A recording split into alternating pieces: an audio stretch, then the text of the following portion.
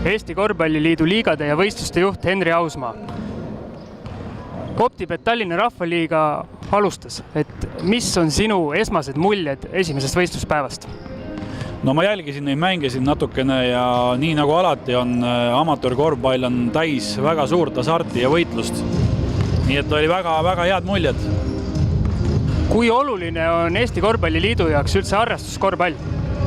Harrastuskorvpallurid on tegelikult ju meie jaoks üks põhilisi tugisambaid, et nemad on kõige suuremad korvpallifännid, nemad on korvpallitoetajad ja tihtipeale just nende võsukesed satuvad nagu korvpalli mängima, nii et sealt tulevad meile uued koondislased, nii et see on väga tähtis meie jaoks. Mis seisus Eesti harrastuskorvpallurid või harrastuskorvpall üldiselt hetkel on?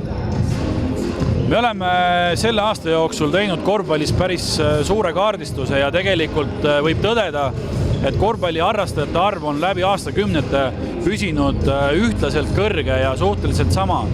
Lihtsalt võib-olla väikseid erinevusi on nendes sarjades, mis nendele amatööridele on korraldatud, aga neid on palju. Korvpalli mängib Eestis umbes 10 000 inimest iga aasta. Sina kui endine mängumees, et mis on sinu soovid nendele harrastuskorvpalluritele, kes täna oma hooaeg alustavad? Eelkõige soovin ma neile, et nad püsiksid terve hooaja terved ja et nad tunneksid rõõmu igast mängust.